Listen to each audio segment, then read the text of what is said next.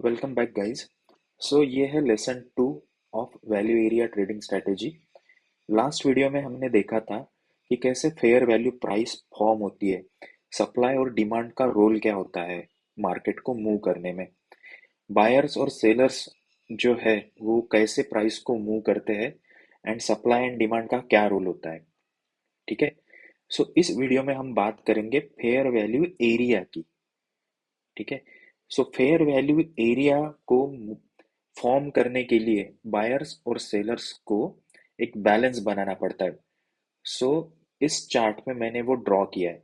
मैं जब बायर्स और सेलर्स बोलता हूँ, वो हम जैसे शॉर्ट टर्म ट्रेडर्स नहीं होते, वो बिग प्लेयर्स होते हैं जो कि उतना वॉल्यूम रखते हैं मार्केट को मूव करने की। ठीक है। उनमें उतना पावर होता है।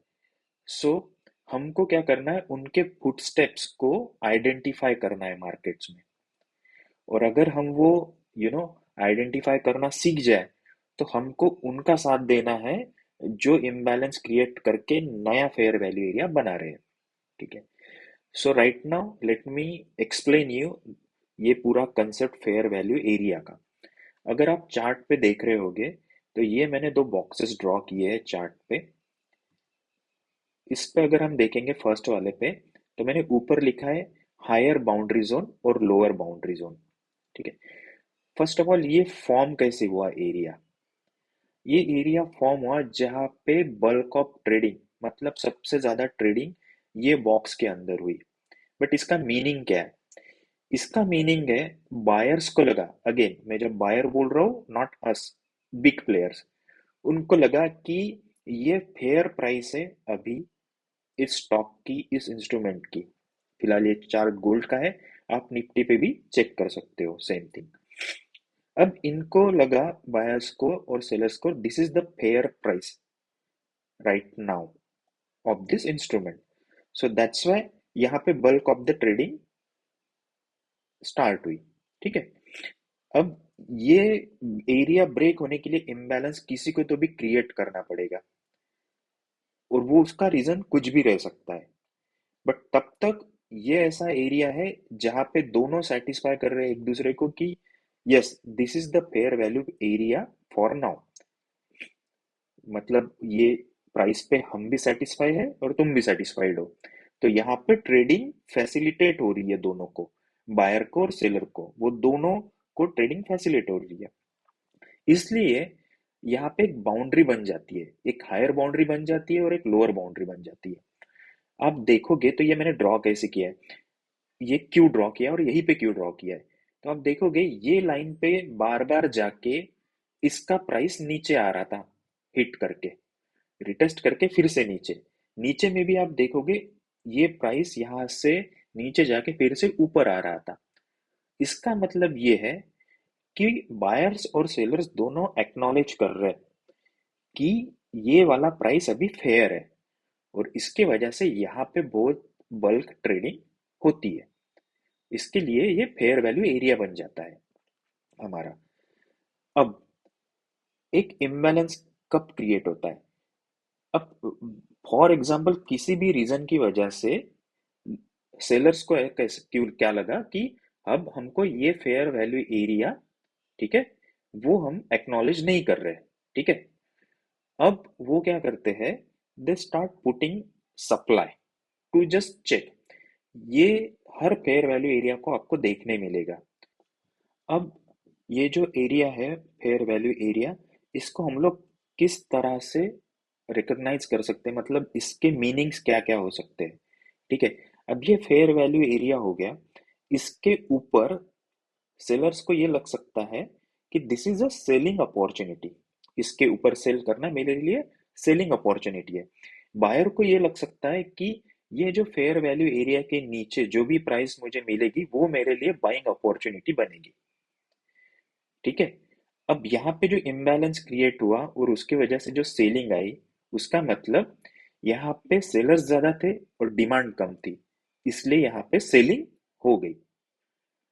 सेम चीज, अब ये फेयर वैल्यू से निकल के इम्बैलेंस की वजह से प्राइस चली गई नीचे, सप्लाई ज्यादा होने से। बट उसने हिट किया यहाँ पे वैल्यू एरिया के बाउंड्री पे, अब ये वैल्यू एरिया पे हम लोग अभी नेक्स्ट लेसन में आएंगे, ठीक है। बट हमको समझना है ये दो बॉक्सेस, फेयर वैल्यू एरिया। अब यहाँ से नीचे जाके अभी मार्केट ने जो भी मूव देना था वो दे दिया।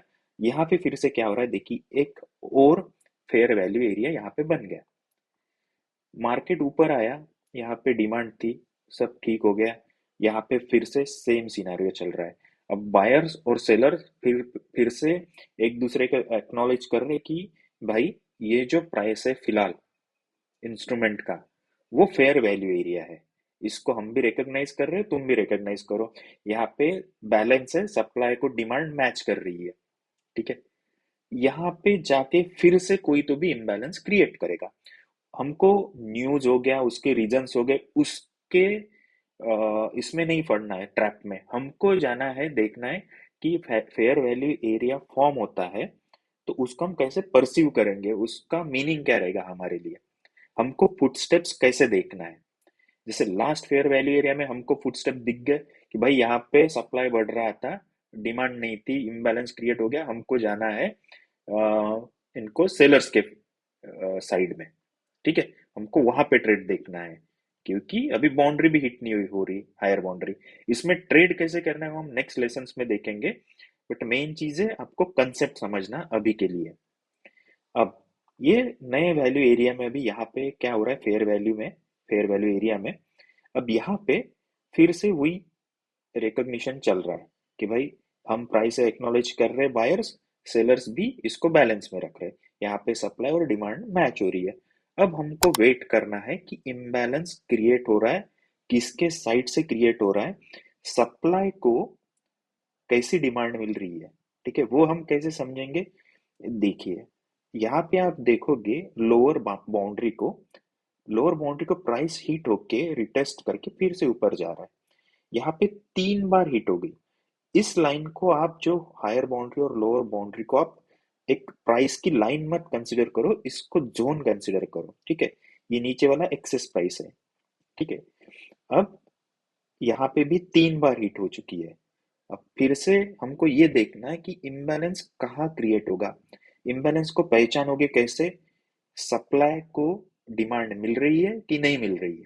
यहाँ पे सप्लाई आ रहा था, डिमांड नहीं मिल रही थी, ठीक है। सेम चीज वैसे ही हमको फुटस्टेप्स आइडेंटिफाई करने और हमारा ट्रेड लेना है। सो गाइज ये हो गया फेयर वैल्यू एरिया लेसन 2। अब नेक्स्ट लेसन में हम लोग सीखेंगे वॉल्यूम के बारे में। मैंने जब बताया कि आपको आइडेंटिफाई करना है कि सप्लाई और डिमांड का कैसा इक्वेशन है, ठीक है, तो वो शायद आपको हेल्प मिलेगी थर्ड लेसन से आइडेंटिफाई करने में। तो हम जाएंगे नेक्स्ट लेसन की तरफ नेक्स्ट वीडियो में। Thank you.